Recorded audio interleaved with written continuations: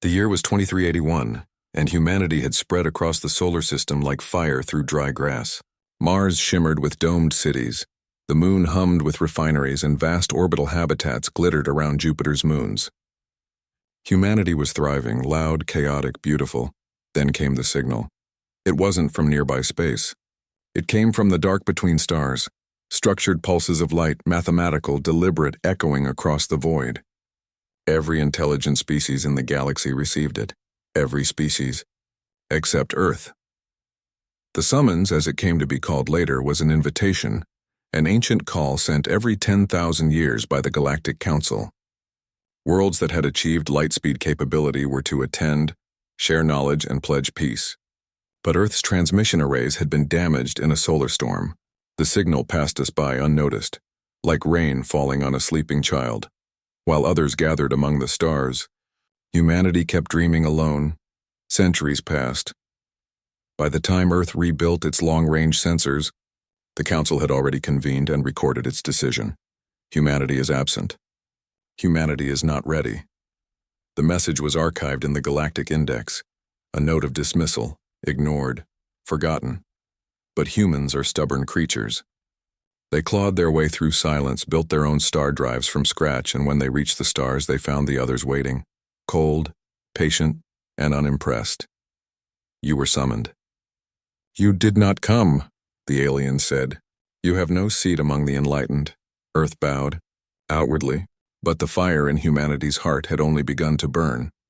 Admiral Rhea Callan watched from her flagship Sol's Resolve as Earth's first fleet left orbit, 1,000 gleaming ships forged not from arrogance, but from memory. The shipyards had named them after every city lost, every mountain mined, every ocean crossed. Rhea stood before the viewport, eyes reflecting the cradle of humankind shrinking behind her. They ignored us once, she said quietly. Let's show them what they overlooked. Her second-in-command, Elias Kor, smiled faintly. We're not going to war, Admiral. Are we? She didn't answer at once. Outside, the ships formed their formation, sleek, burnished, alive with light. 1,000 human hearts pulsing in sync. No, she said at last. We're going to introduce ourselves properly. And thus began humanity's journey, not as conquerors nor as guests, but as equals demanding recognition. The galaxy had moved on without Earth, but Earth was coming.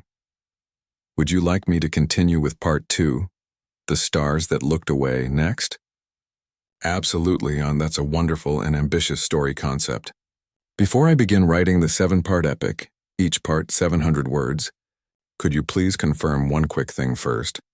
Would you like me to deliver it part by part so you can review and adjust tone pacing as we go? Or would you prefer me to write the entire 7-part story in one go, around 4,900 words total? Either way, I'll ensure it's 100% original and never published before. In a beautiful cinematic HFY narration style, deeply emotional and inspiring with rich human spirit and cosmic grandeur, perfectly suited for audiobook or YouTube narration. Once you confirm your preference part by part or full story, I'll begin immediately with part 1, The Summons Ignored. You said part 1, ChatGPT said, excellent. Here begins your original HFY story, Wappy. Earth ignored galactic summons, returned with 1,000 star warships. The first message came not from the skies, but from silence. It was a quiet morning in the Pacific, the ocean breathing against the gray hull of the orbital relay platform Aurora 3. Commander Leon Varma stood at the viewport, coffee cooling in her hand, as a strange pulse rippled across the comm spectrum. Rhythmic, deliberate. Alien, unidentified transmission, her officer murmured. No language match. No encryption key, it's just tones. The tones repeated, 12 in sequence, then paused. And then again. The same sequence, but this time layered with faint harmonics. Almost like music played through an ancient bell. Within hours, every deep space antenna on Earth confirmed it. The signal was coming from beyond the Kuiper Belt. Steady, precise, and impossibly structured. The world called it the summons. At first, the message was treated like a wonder, not a warning. Nations shared data, scientists argued, poets wrote. There was beauty in its mystery, hope in its regularity. Humanity listened for weeks, then months, waiting for meaning to surface from the static. And then came the translation. Dr. Aidan Soul, Head of the Lunar Linguistics Array, was the one who first decoded it. A voice carried across the gulf of stars, mechanical and measured. Civilization, Sol. Galactic Council. Summons all intelligent species to Assembly 5421A. Attendance mandatory. Non-compliance denotes forfeiture of sovereignty and participation. Time frame, 10 orbital years. The message played 3 times. Then the signal ceased. For the first time in centuries, Earth fell quiet. 10 years. That was all the time humanity had to understand who, or what, had called, and what awaited those who went. But politics is a patient enemy. While scientists debated propulsion and diplomats dreamed of peace, governments hesitated. Some called it a trap, others called it destiny, but fear, that quiet, rational fear, grew roots in every capital. 10 years passed and the stars remained silent. No further messages came. No visitors arrived, and so Earth did not go. Centuries drifted by. Humanity turned inward. They built, they fought, they healed, they reached. From Mars to Europa to Titan, colonies bloomed like sparks against the night. Artificial suns warmed the domes of Neptune's rings. The children of Earth learned to speak to machines, to fold gravity, to wake fusion in their hands. Yet the memory of the summons faded, a relic of a time when humans still looked upward and wondered if they were small. Then, on the 217th year after the message, something moved beyond Neptune. The void opened. A fleet emerged, vast, cold, magnificent. Ships the size of continents, glowing with alien mathematics bearing banners of light. They entered Sol space with no broadcast, no hail, only silence and purpose. When the outer sensors caught their silhouette, the algorithm flagged the pattern instantly. 12 tones. The same 12 tones the Galactic Council had come. Panic struck first, then disbelief. The message was centuries old. Humanity had changed beyond recognition. But the fleet's arrival left no doubt. They had been called once, and they had ignored. The invaders' leader called itself Archivist Prime. Its first words echoed across every channel. Species Sol. You were summoned to Assembly 5421A. You did not attend. By decree of the Council, your sovereignty is null. Prepare for reclamation. It was not a declaration of war. It was a statement of fact. The skies burned for 7 days. Orbital stations vanished under beams that folded light itself. Mars colonies went dark.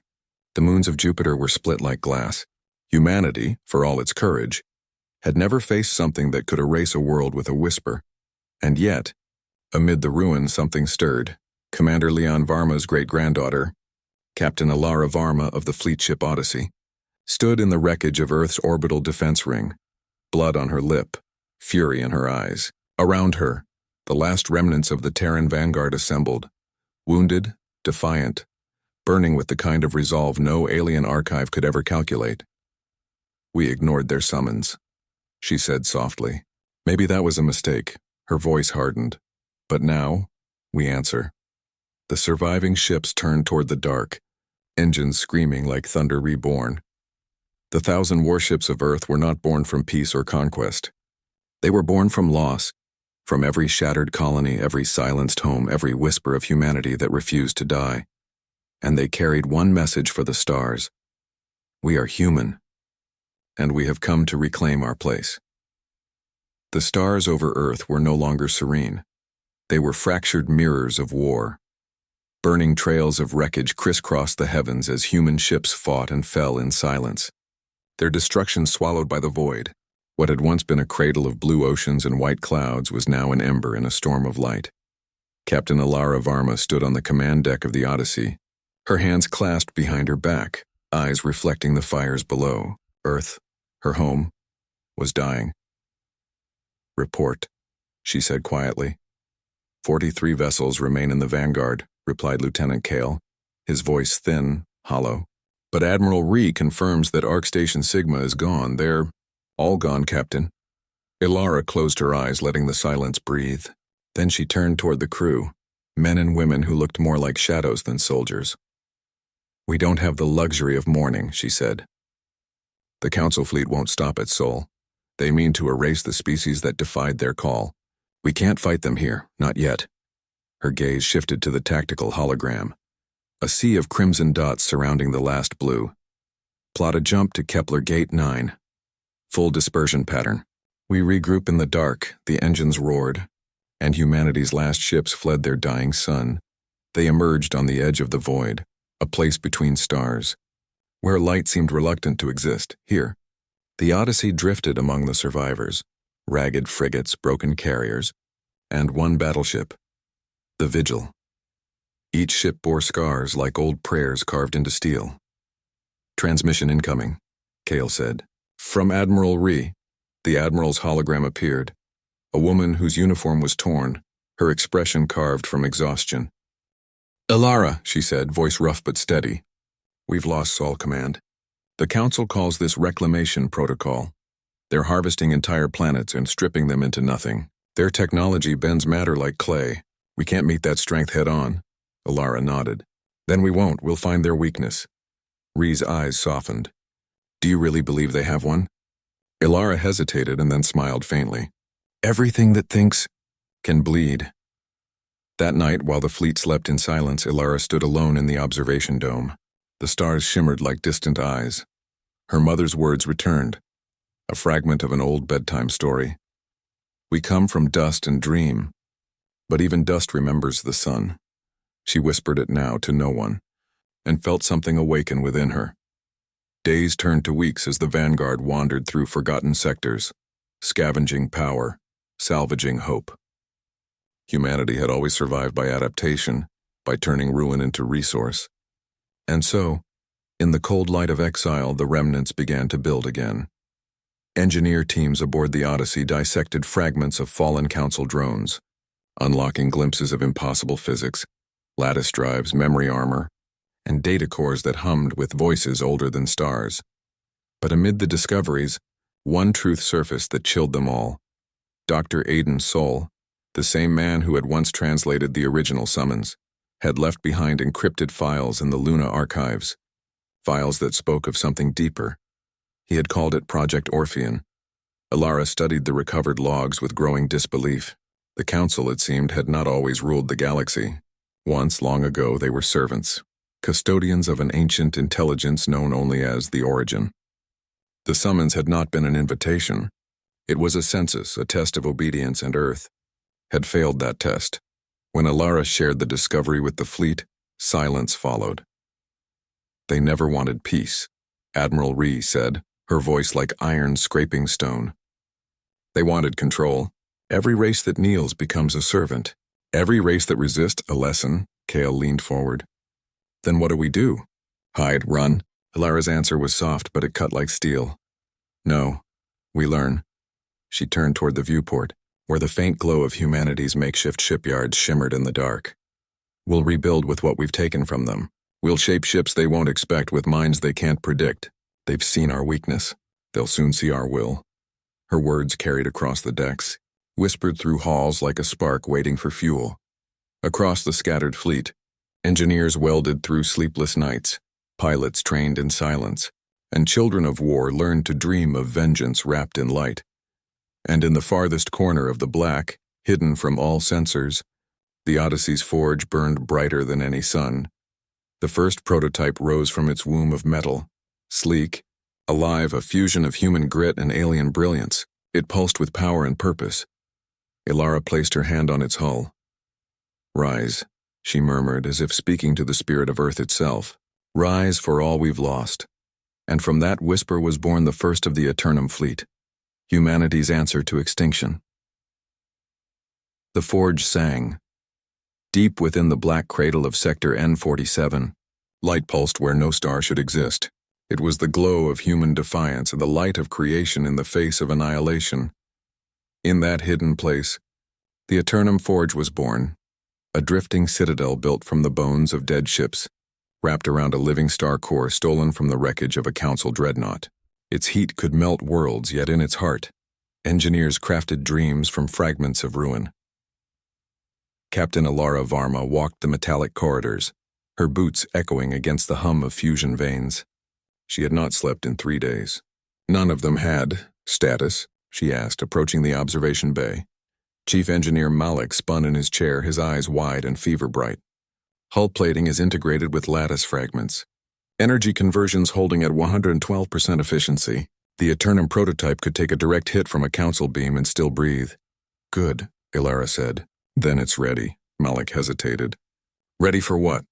She turned toward the viewport where the first of the new ships floated. Elegant, silver, silent. For war. Every revolution begins with fire, but this one began with steel, forged by hands that refused to forget. The Aeternum fleet grew in secret.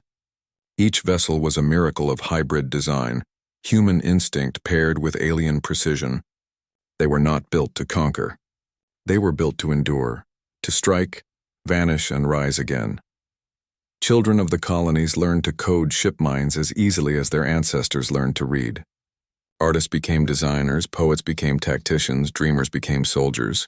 Every fragment of humanity, every broken, scattered piece was reforged into something sharper. They named their ships not after victories, but after virtues: resolve, mercy, endure, faith. And when the 1,000th hull was completed, the fleet gathered under one silent oath. We are not born of the stars. We are the fire that dares to burn among them. But the council was not blind. Their sentinels, vast autonomous war minds, swept across nearby sectors, seeking any trace of Sol's fugitives. When one such sentinel crossed into Sector N47, it found only a whisper of heat, the faint trace of a forge. It moved to investigate. And there, humanity struck first. Ilara stood on the bridge of the Odyssey, her pulse steady. The sentinel appeared as a shape of impossible geometry, like a shard of moonlight bent in half. Target lock confirmed, Kale said, his voice tight. If it transmits, our location's exposed. It won't, Ilara replied. Fire. The Aeternum spear launched. A column of energy folded through dimensions, part plasma, part thought. The beam tore through the void and pierced the sentinel's core. The alien giant convulsed, its armor blooming into shards of molten crystal. Then silence, no broadcast, no distress call, just one burning wreck adrift in the dark. A cheer rippled across the fleet, quiet at first, then rising like thunder. For the first time in centuries, humanity had not survived. They had won. After the battle, the Aeternum forge thrummed brighter. Engineers recorded the Sentinel's memory core, decoding flashes of strange data, glimpses of the Council's structure, its hierarchy, and the coordinates of something called the Core Nexus, a fortress world, a place from which all reclamation protocols originated. Ilara gathered her officers in the command hall. Holographic stars swirled above them, an infinite sea of fire. That's where they rule from, she said, pointing toward a burning point of light. If we can strike it, even once, we can show them that humanity is not dust. We are storm, Admiral Ree frowned. The core nexus is beyond mapped space. Even if we find it, we'll face thousands of ships. Ilara smiled faintly. Then we bring 1,000 of our own. Silence, then nods. One by one, each officer spoke the ancient phrase, a relic from old Earth's forgotten languages, Fortis Fortuna Adiuvat. Fortune favors the brave. And so the plans began. The Aeternum fleet trained in the dark, each pilot learning to move through folded gravity like a dancer through mist. Ships vanished and reappeared between dimensions, their drives singing like thunder trapped in glass. Kale, ever the skeptic, stood beside Ilara one night as the stars pulsed outside. You really think we can reach their heart? He asked quietly. Ilara's eyes softened. No, she said. I think we can remind it to fear. Months later, when the fleet finally departed the forge, the void trembled. 1,000 ships rose from the black, their engines shimmering with human defiance. From a distance, they looked like a constellation reborn, a new pattern written across the night. As they vanished into the dark toward the core nexus, the dying light of the forge flickered one last time. A whisper echoed through the void. Earth was silent once. Now say the stars will listen. The void had moods. Sometimes it whispered like a memory carried on windless seas. Sometimes it waited, vast still, patient. And sometimes, when something greater moved through it, the stars themselves seemed to hold their breath. Now, as the Aeternum fleet drifted between realities, the void was silent. Captain Ilara Varma sat alone in the dim glow of the Odyssey's bridge, Outside her viewport, the universe stretched like painted glass, warped by the fleet's new slipfold drives, shimmering with the colors of impossible physics. They had been traveling for 19 days through uncharted space, a corridor that no living map had ever dared mark. Ahead lay the core nexus, the heart of the Galactic Council, the fortress from which the reclamation had begun. Behind them, home was only memory. "Status report," Alara said. Lieutenant Kale's voice echoed softly through the quiet. "Fleet integrity holding. Slipfold synchronization steady. But, he hesitated. "The further we go, the stranger the readings. The stars ahead, they're not natural. Gravity's folding in patterns that shouldn't exist. It's like someone built them." Alara leaned forward. "Artificial systems?" "More than that," Kale said, his tone odd. "It's like the laws themselves bend for them. The core nexus might not just be a fortress. It might be alive." They emerged from the slipfold into a place without name. The stars were arranged in perfect symmetry, 12 great suns encircling a single black sphere the size of a moon. Streams of light flowed between them like arteries. The core nexus. Around it moved legions of council warships, so many that the darkness itself seemed armored. Their formation pulsed like a single organism, each vessel a cell in a vast thinking body. Kale exhaled. "By the stars, it's beautiful." Alara's eyes hardened. "It's monstrous." In the quiet war room aboard the Odyssey, Admiral Ree stood with Alara over the holomap. "This is suicide," Ree said flatly. "They outnumber us 10,000 to 1. "Maybe," Alara replied. "But they don't know we exist yet. And we don't need to destroy the Nexus, just breach its heart." Ree frowned. "And then what?" Alara turned the projection. At its center flickered a faint symbol, a circular code recovered from the fallen Sentinel. "That," she said, "is where their command AI sleeps. The Archivist Prime. Destroy that and the entire reclamation network fractures." Ree's lips pressed into a thin line. "You're betting everything on a legend." Alara smiled, tired but sure. "So did humanity once, when we looked up and dreamed of flying. The plan was simple in theory, impossible in practice. Half the fleet would act as a decoy, striking from the periphery, a feint of light to draw the Council's gaze. The other half, led by the Odyssey, would slip through the gravitational lattice, using the new ghost drives to phase between detection grids. It was a gamble made of madness and faith, the kind of gamble only humans ever dared. The hours before battle stretched long. In every ship, lights dimmed and voices quieted. Soldiers wrote names on walls. Engineers hummed old songs from the Earth that was. Some wept, some prayed. Alara walked the length of her deck, stopping at each station. She said nothing, only placed a hand on shoulders, nodded, and met every eye. When she reached the viewport, Malik was there, watching the black sphere beyond the stars. "Do you ever wonder," he said softly, "what they'll remember us for?" Alara's gaze followed the endless dark. "Not for winning," she said. "For standing." When the signal came, it was a whisper. "All ships," Ree's voice said across the comms. "For Earth." The void erupted. The decoy fleet ignited first, 1,000 bursts of light against the dark. Council ships swarmed toward them like a tide of silver flame, the silence of space broken by the thunder of unseen war. Meanwhile, the Odyssey and her strike group vanished into the lattice. Gravity bent, stars inverted, and for a moment existence itself seemed to flicker. "Steady," Kale murmured, hands trembling on the controls. Alara closed her eyes. "Hold to the path." They slipped through fields of folded light between walls of energy that screamed in silence. One wrong vibration, one misstep, and they would be erased, not destroyed but forgotten as if they had never been. But humanity was stubborn. Humanity endured, they passed unseen, and then, suddenly the black sphere loomed before them, smooth, endless, humming with a sound that was not sound at all, but memory. The core nexus. Alara took a breath. "Prepare the Aeternum lance," she said. "Once we're inside, we don't stop. No retreat." Malik glanced at her. "And if we fail?" Alara looked out at the living dark. "Then we make sure they remember our name." As the fleet descended into the shadows of the Nexus, the stars behind them dimmed, as if the universe itself was watching, waiting to see if this fragile species called humanity would rise or vanish forever. And somewhere deep within the core, something vast and ancient stirred. A voice that had not spoken in ages whispering through the void. They have come. The defiant ones. The first barrier shattered like glass. As the Odyssey plunged into the gravity veil surrounding the core nexus, waves of distorted light rippled outward, warping the stars into rivers of color. The ship groaned under the strain, her hull singing in frequencies no ear was meant to hear. "Shields at 50%, Kale shouted. "Every time we push forward, the field folds back like it's alive." "It is alive," Malik called from the engineering pit. "The Nexus is self-aware, adaptive. Every atom of it knows we're here." Alara gripped the command rail. "Then we move faster than thought. Full power to the drive now." The Odyssey leapt forward, wrapped in a cocoon of white fire.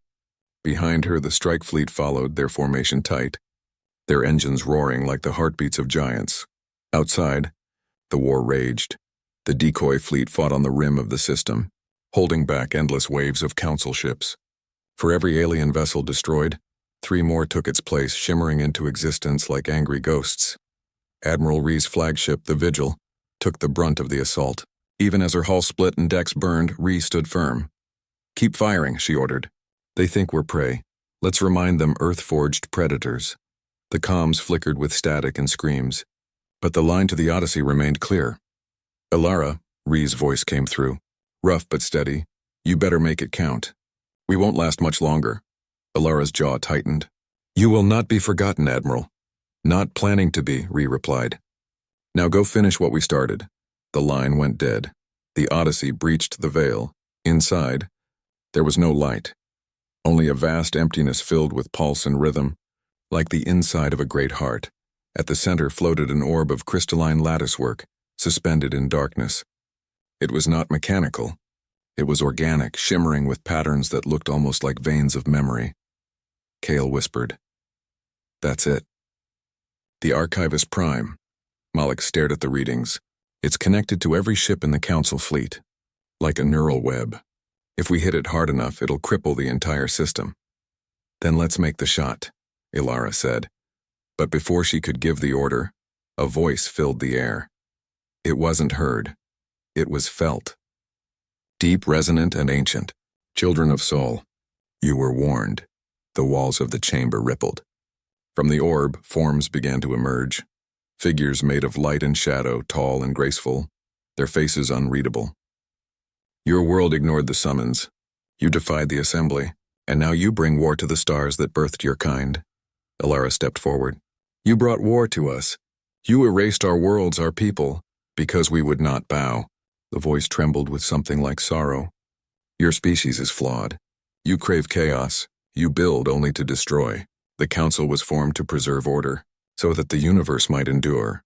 Ilara's eyes burned with tears and fury. "Order without freedom is just another word for death." The figures advanced, their forms coalescing into hard light, blades of energy forming in their hands.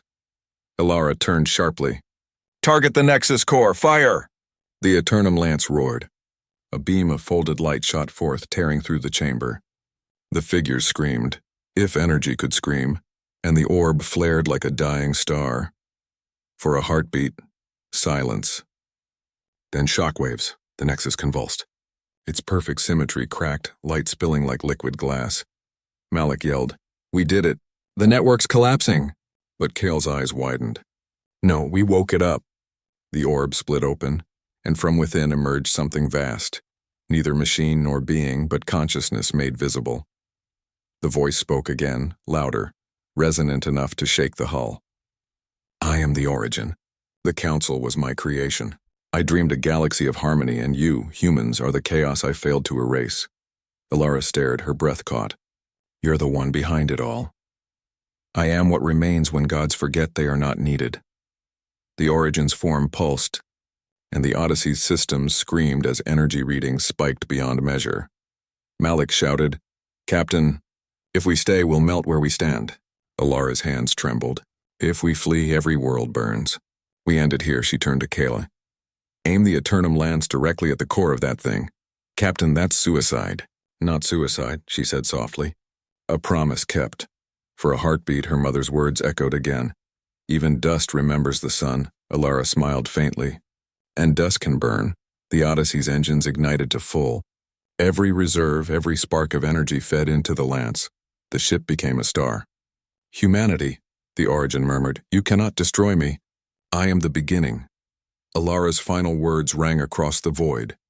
Then meet your end by our hands. She fired. The light consumed everything. For a moment that defied time, the galaxy held its breath. The Aeternum Lance's light tore through the core nexus, splitting the void with brilliance so pure it bent the fabric of space. The explosion was not sound but symphony, the music of a dying god. Then silence. All across the Council's dominion, warships froze mid-flight. Stars flickered. Entire fleets lost guidance as their command matrix disintegrated. The reclamation protocol fractured, its network threads severed in an instant, and somewhere, in the heart of that impossible light, the Odyssey vanished. When Alara Varma awoke, she was floating. Her body felt weightless, her breath shallow, her vision filled with white haze. Slowly the world resolved, a field of shimmering fragments suspended in nothingness. Pieces of her ship drifted nearby, glowing faintly like fireflies lost in fog. Kale, she whispered. Only static answered. She turned, her suit's thrusters barely alive, and saw the wreck of the Odyssey's hull. Its nameplate was half-melted, its once silver skin torn open to the stars. But within that ruin, something still pulsed, the ship's heart, the forge core. She pushed toward it, her hands trembling, lungs burning. Inside the shattered bridge, the glow came from the console. One screen flickered weakly, projecting the outline of Malik's face, fragmented, fading. Captain. His voice was faint, distorted. The Origin's gone. But the energy, it didn't disappear. It scattered everywhere, Alara frowned. Scattered? He nodded slowly. Its essence became part of the stars, the Council's fleets. Their cores are going dark. You did it. We did it, she said softly. Malik smiled faintly. Then his image flickered once more and vanished. Outside, space rippled. What had been the core nexus was now a storm of light. Fragments of crystal drifting through gravity wells like the ashes of a star. Each shard pulsed with faint luminescence as though remembering what it once was. Alara watched, breathless. It's beautiful, but even beauty could be dangerous. One of the shards drifted near her, brushing against her suit. The instant it touched, visions surged through her mind. Memories not her own, worlds being born. Stars singing, the first councils rising in reverence to the Origin, then the long, cold silence of control, and finally, Earth's defiance, humanity's fire. The shard pulsed once more and then disintegrated, its energy fading into her. When Alara opened her eyes, her mind felt sharper, as though the universe itself had drawn a breath inside her. Far beyond the wreckage, the surviving Aeternum ships gathered, their systems limping but alive. The crew of the Resolve finally picked up a faint signal, a pulse repeating every few seconds. Sir, a young officer said, we found her. It's Captain Varma. Cheers broke through the silence of exhaustion. Engines flared to life and the survivors turned toward the light. They found her hours later, seated atop the broken hull of the Odyssey, staring into the stars. Kale was among them, pale, wounded but alive. He reached her first. Alara, he said softly. You did it. The Council's network is dead. Their ships are drifting. I'm powerless. Alara looked at him, her eyes glimmering with strange light. No, Kale, we did it. Humanity did. And maybe now.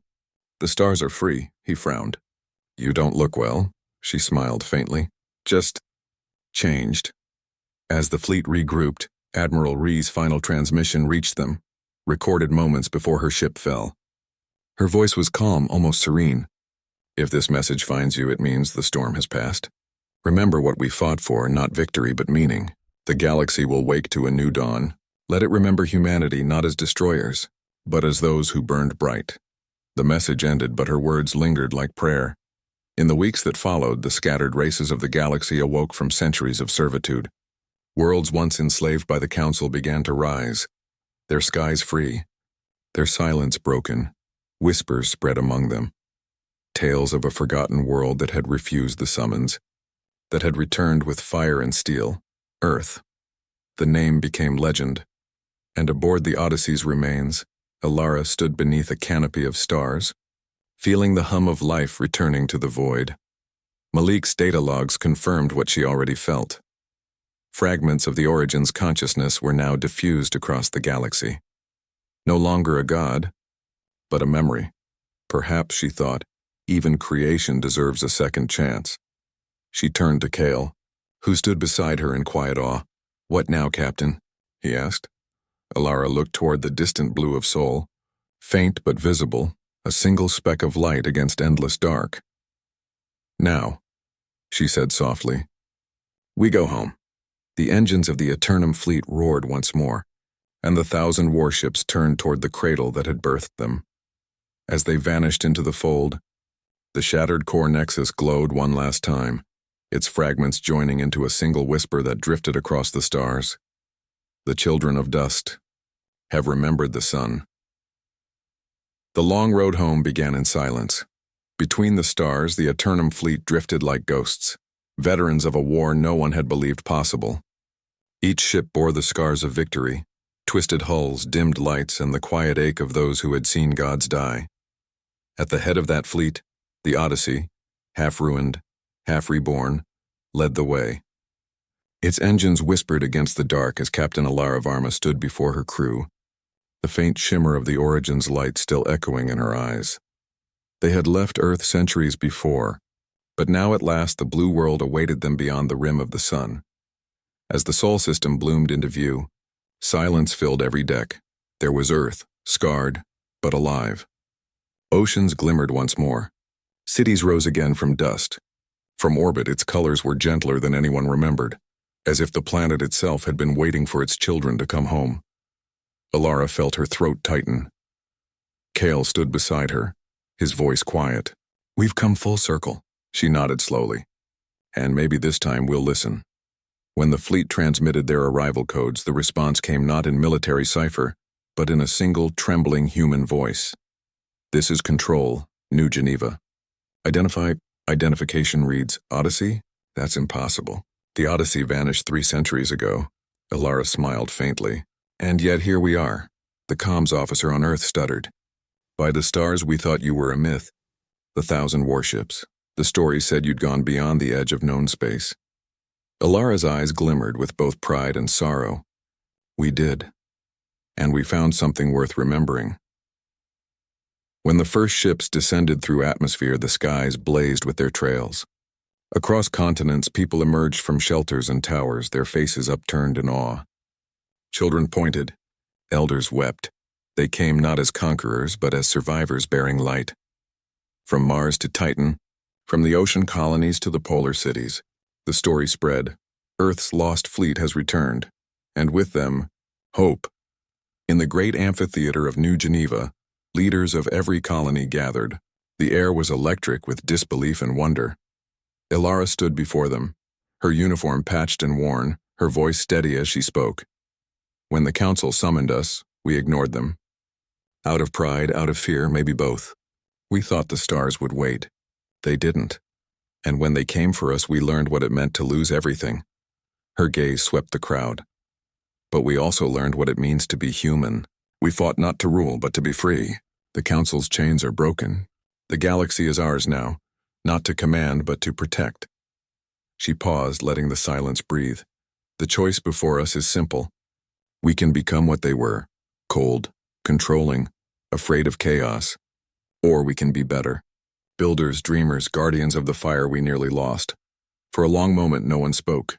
Then an elder from Mars rose, tears glinting in his eyes. "What will you do now, Captain Varma?" Alara smiled faintly. "I'll rest. Then I'll rebuild.